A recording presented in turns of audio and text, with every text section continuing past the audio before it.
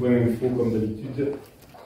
Alors, premier point, retour sur le passage de la flamme olympique le dimanche 19 mai à Lourdes.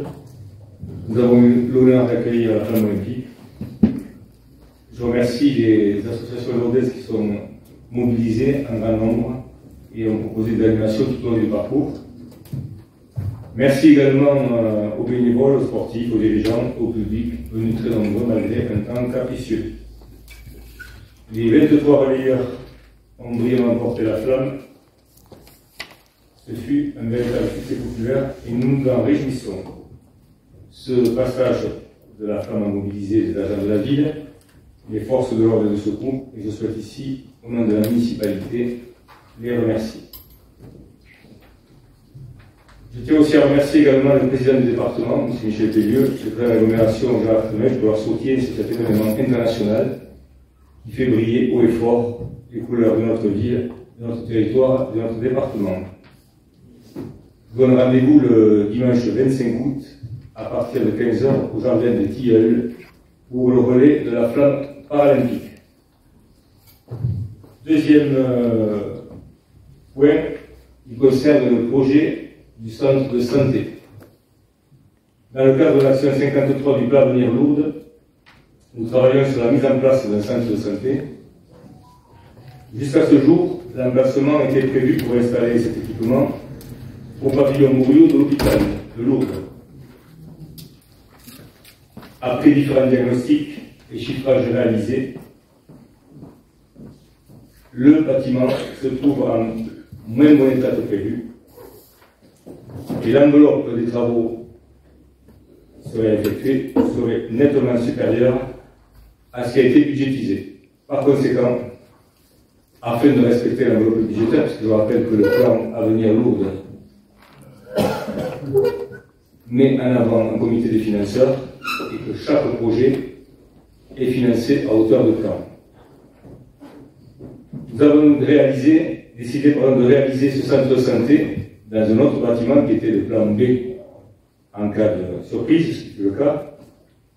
Et donc le site retenu est celui de l'ancienne trésorerie située au 27 rue de l'Angèle. Ce nouveau site est situé à centre-ville et possède de nombreux avantages. Il est accessible et possède aussi des logements que nous pouvons réserver pour les futurs praticiens ainsi que pour les internes que nous hébergerons. Je rappelle qu'un tel équipement permettra à la ville de Lourdes d'attirer de nouveaux praticiens. Je rappelle aussi qu'à ce jour, près de 2000 Lourdais sont sans médecin traitant. Je rajouterai entre 600 et 700 personnes dans les villages avoisinants, dont 350 personnes en affection de longue durée. Cette nouvelle orientation du projet nous engage donc à mettre en route ce centre de santé courant 2025. Troisième point, le plan quartier. Le 14 mai dernier, en compagnie de M. Vimy, Mme Cabane et de l'OPH, nous avons effectué une visite dans le quartier de Landaré afin de présenter les différents projets d'amélioration du cadre de vie. C'est ainsi que nous avons présenté la rénovation de la cour intérieure, la mise en place d'un city-stade, l'aménagement de jardins partagés et l'ouverture d'une antenne du centre socio-culturel Lorga. L'ensemble des actions rentrent dans le plan quartier que nous portons, dont le but est d'améliorer le quotidien des Lourdais, et ce dans toute la ville. Nous avons profité de cette occasion pour faire un point sur l'opération pleine rue, la presse l'a relayé, l'action phare du plan Avenir Lourdes qui mobilise plus de 49 millions d'euros avec la déconstruction et la reconstruction de la cité aux Fites. Les chantiers avancent, ainsi que la politique de relogement qui s'amorce dans de très bonnes conditions, et je tiens à remercier encore une fois les services de l'OPH, notamment Mme Lecomte, qui œuvrent chaque jour pour répondre aux attentes. Enfin, pour terminer, un dernier point, l'agenda sport.